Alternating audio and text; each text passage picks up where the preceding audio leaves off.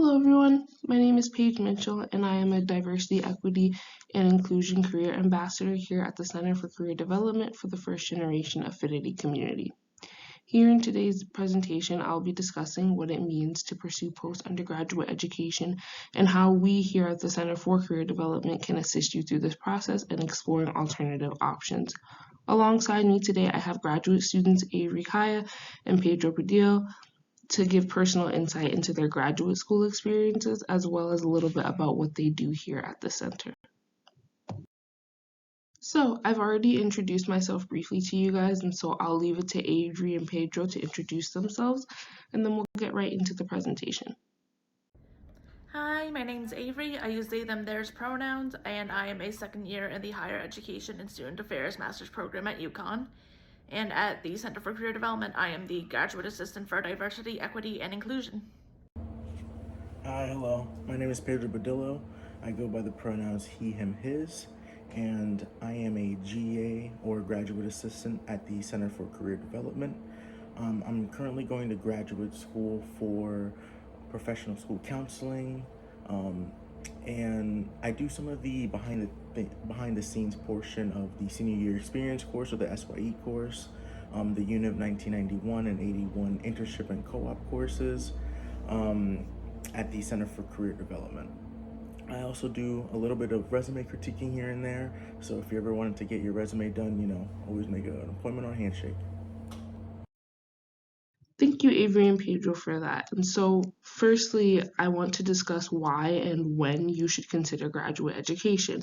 And it's important to consider how it differs from undergraduate education when you're sort of making that decision. And generally, there's three factors to consider. The first one is goals. A lot of the time, graduate programs take a more specialized approach to their coursework, and in turn, that makes the student more qualified or knowledgeable in whatever field or subfield that they're studying. A popular example of this is the field of psychology. Generally, in undergraduate studies, there's a relatively generalized course of study with major specific electives alongside general education courses. However, with psychology being the broad field that it is, there's a number of subfields that cater to certain occupations, i.e. neuroscience or behavioral psychology, psychiatry, educational psychology, and the list really goes on. And there's a lot of other majors in which the variety applies to. And so what graduate school can do is to get you experience, knowledge, and qualifications in whatever specialty or subfield you choose, which gives you the opportunities to advance and broaden your career aspirations. The second factor is time. There's a considerable number of master's and doctoral programs that can be completed within 1 to 3 years, or for the doctoral program specifically, can run a little bit longer. And that's the average time for full-time students. However, this does mean that the programs can run at a more intense and accelerated pace, unlike many undergraduate programs. This is especially an important factor to consider when comparing different programs within the same field at different universities. And the third factor to consider is experiences. Typically, within undergraduate programs, internships and research experiences are highly preferred but are ultimately optional.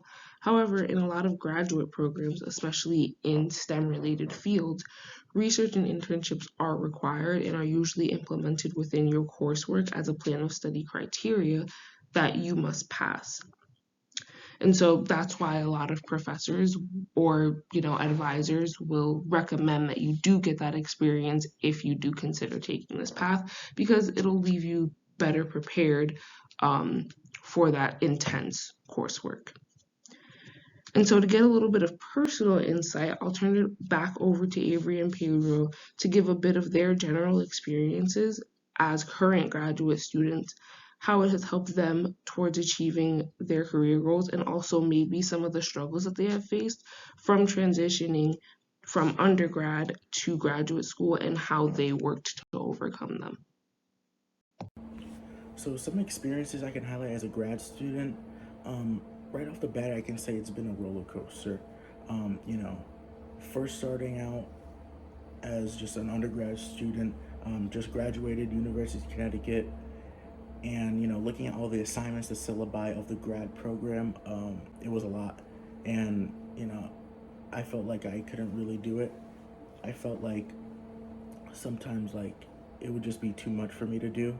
And the individuals at the career center and my cohort, they all stopped me, and they all made me kind of have a new outlook of everything. With so many tasks and so many assignments that I have to do for this professional school counseling graduate school. These are skills and attributes and traits and everything that I've learned. I'm gonna be able to take it for me for the rest of my life and give it to other students to learn about. That's something that's really important that I had to learn for sure. And there's still some nights where I'm still frustrated. I might shed a tear or two here and there for some of the assignments, but it's all doable with time management. That's something that you have to learn and something that you have to keep on adjusting with. Um, one thing that I can say that really I learned for the graduate school that's helped me like throughout life and throughout work is viewing people as kind of like a blank slate. What I mean by that is um, looking at people, in an unbiased, unjudgmental way. If I'm meeting my coworker for the first time ever, I shouldn't have these preconceived notions of, oh, I heard so and so about this, I heard so and so about that. I shouldn't have that. Whenever I meet somebody, whenever I'm introducing myself to somebody, I should not have these preconceived notions of, whatever whatever the feeling or whatever it is. It's important because if you also apply that to counseling, if you're having these, biased and judgmental comments on a student while you're counseling, how can you be the best counsel? How can you be the best counselor and counsel the student? And when you're gonna have these preconceived notions, it doesn't make any sense. And that's something that we've been learning more and more about, and something that I continue and will continue to apply to for the rest of my life. So it's been interesting being a grad student here. I think my case is definitely particularly interesting because I took 2 years off in between undergrad and grad school. And so it was kind of a bit of an adjustment period getting back into school after being out of school for a couple of years for the first time in my entire life. But it was definitely nice to be able to have the support system that I have at UConn in helping me getting to that point where I'm feeling used to grad school and I feel confident in myself. And I definitely say that grad school is really helping me towards my career goals. I want to work in higher education going forward and specifically work with LGBTQ students, transgender students, women, and other minoritized identities, and I really want to advocate for them.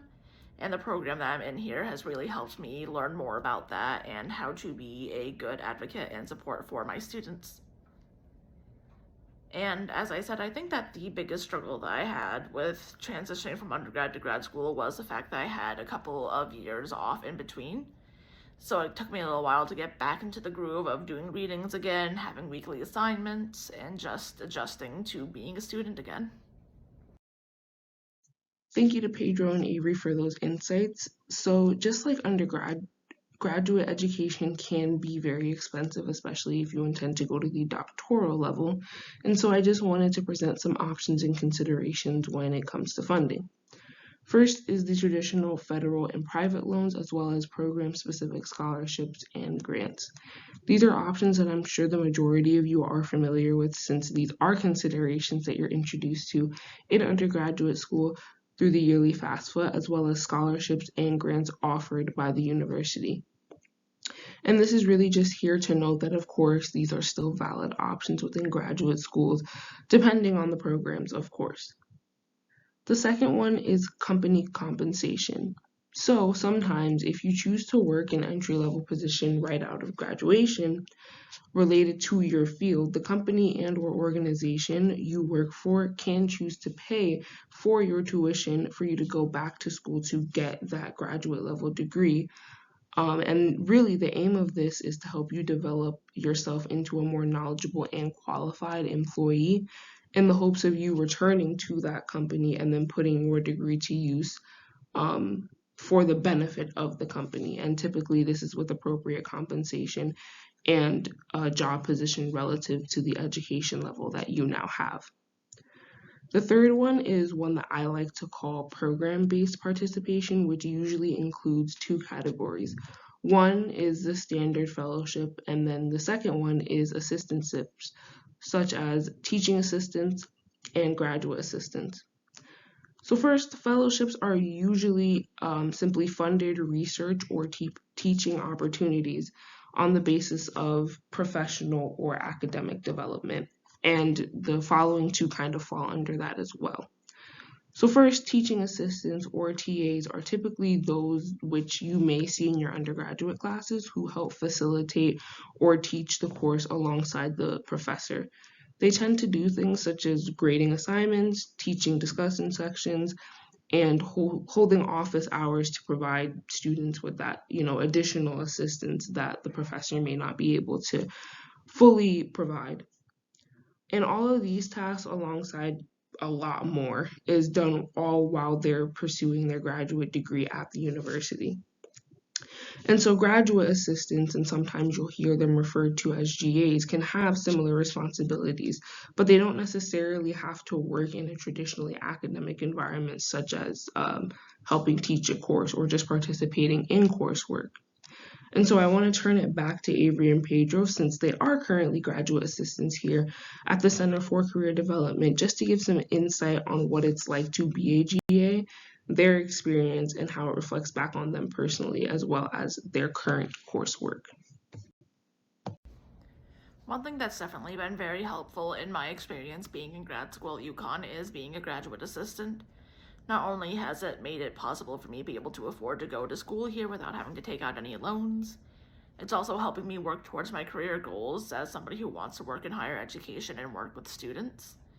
And especially with my work regarding diversity, equity, and inclusion, because this position has given me an opportunity to really learn how to apply diversity, equity, and inclusion to all different areas of higher ed instead of just focusing on the DE&I specific roles, such as directors of cultural centers. It also has been interesting seeing how things from my coursework pop up in my day-to-day life working as a GA here. It's interesting to connect all the lessons I'm learning about DE&I and student development to what I'm doing in school and what I'm doing right now in my position. And it's really just given me an opportunity to really focus on what I want to do in the future and develop a skill set that I never really knew I was particularly interested before regarding working in career development. So, becoming a GA, I didn't really know the meaning of that when I first, applied and, got hired eventually. I was excited, obviously, when I got the position, but, it was daunting at first. I felt like I was battling some imposter syndrome for sure. I felt like I just didn't belong at the Career Center or just in a GA position in general. It's crazy because I've met all these amazing role models at the Career Center, and they really, assured to me that, I belong here and I'm here for a reason. All of them have taught me different ways of, being able to battle through certain stuff, certain tasks, certain everything. They've taught me so much, and I really appreciate what the Career Center has really done for me in order to become the person I am today and the person I want to become in the future. Everyone at the Career Center treats me as family. I walk in, everyone goes by like, "Hey, Pedro." That's the first thing that, "How's it going, Pedro?" I've never had a position where people call you by your first name when they introduce you. Everyone in the office does that, and it's just amazing and just reassuring that everyone cares about you here, and they want you to exceed in anything that you're doing. And same goes for me. I want everyone at the Career Center to be the best role model that they are and just exceed expectations, really. So some insight of what it's like to be a GA here. In my role, I talked about earlier about being part of the SYE course, and with that one, we have some asynchronous classes and we have some in person. And Beth, my supervisor, she actually allows me to kind of lead the class in the beginning for the first 15 minutes before I have to go to my other class. But it allows me to be kind of in the teaching position for a little bit, and it was a little scary at first. I was definitely nervous, but I've I become a little better at it, like introducing myself, the topics, and knowing the kids like names and stuff like that. It's honestly just been like a bundle of joy, honestly, and I'm happy that I'm in this position because I can definitely see myself just doing this, for the rest of my life or as long as I can. Um, my other like role and tasks, I'm a lot of the behind the scenes for for those classes.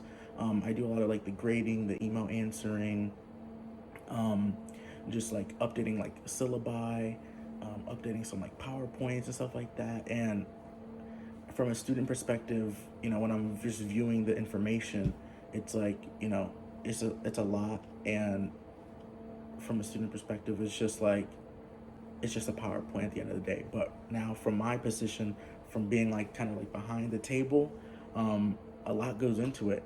There's a lot of research that you have to do. There's a lot of talking with your supervisor, making sure the information is up to date, making sure the information is still viable for today, especially in these standards. It's a lot, but it's definitely fun. It's something that, like I said, I will continue to do for the rest of my life, and I can't wait to see what being a professional school counselor is like with that as well. Some days the tasks are a lot. Some days you do get, a lot put onto you, like, with other projects, your assignments, during like your role as a GA. But as long as you learn those time management, those organizational skills, you'll be on top. It's important that you have a plan and you set out the plan. You give yourself time for the plan as well, and also another skill that I've learned throughout the position is just advocacy. Sometimes those assignments, sometimes you can't do them on the same time.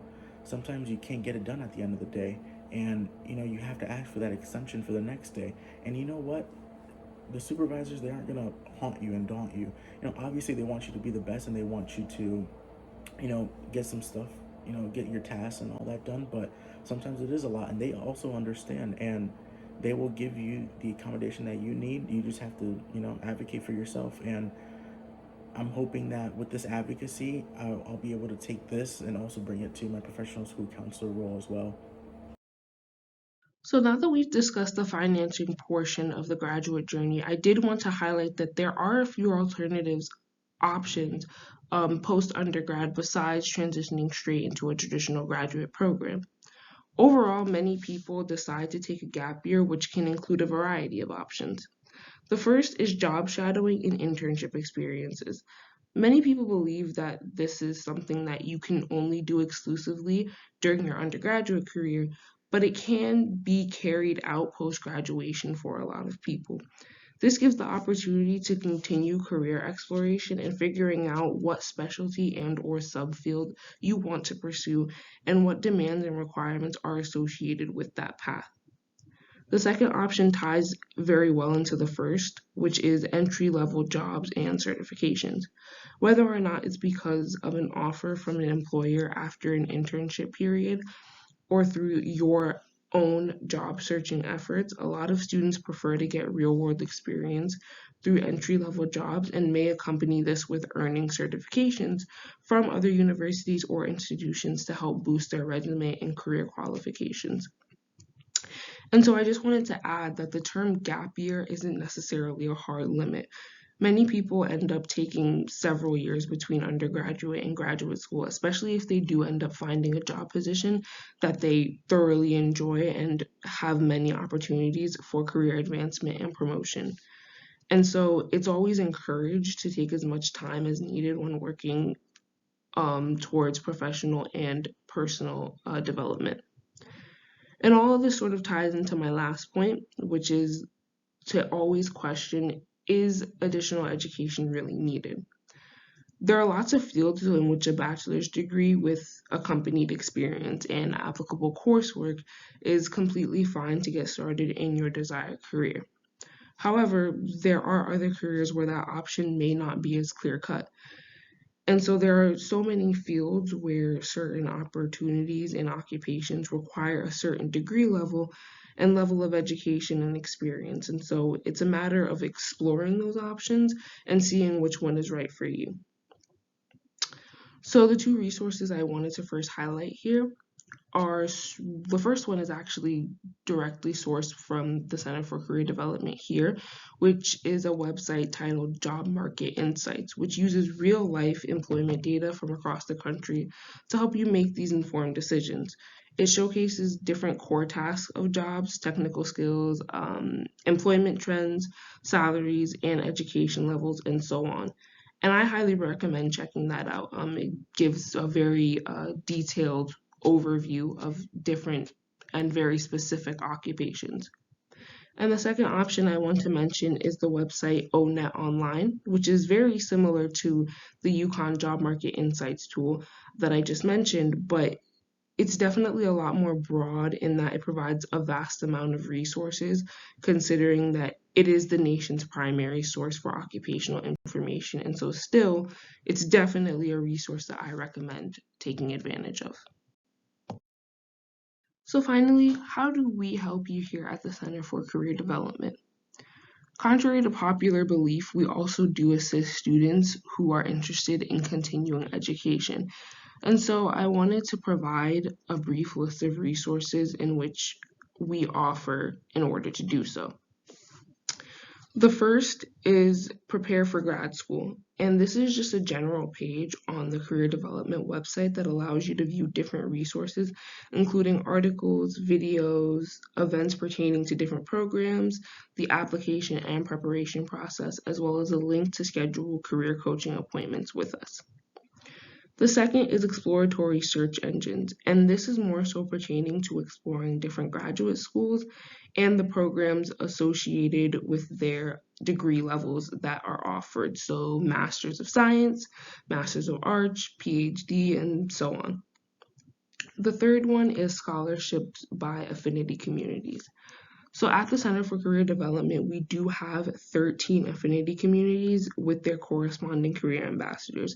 As I said before, I am the ambassador for the first generation community, but there are the LGBTQ plus community, religious students, disabled students, and so many more, and each of them have their own section on the graduate school scholarships page with different opportunities that I recommend looking into. And lastly is factors to consider. And this is a document that we provide for you in order to refer back to when considering different graduate programs. It has points on topics such as program specifics, finances, research and faculty, program culture and atmosphere, and so on. This is definitely something that I plan on using during my application process, and there's so many programs that I'm interested in, but this list will definitely help me narrow down my options to give me the best programs for me as a student, but also me as an individual. I hope you all found this information helpful and possibly boost your interest in graduate school, as well as further exploring different career opportunities for yourselves. Once again, I highly encourage you to take advantage of all of the resources here we have at the Center for Career Development. It's never too late or too early to come and see us, and we're happy to help you at any point. I have our email here listed, which is career@uconn.edu, as well as our phone number on the slides, but I recommend checking out our website, career.uconn.edu, as it has all of our available resources, general or campus event postings, latest articles and news open to current students, faculty, and alumni. And for any immediate questions and appointment locations, we're located on the second floor of the Wilbur Cross building. Thank you all so much for attending this presentation, and I hope you all have a wonderful day.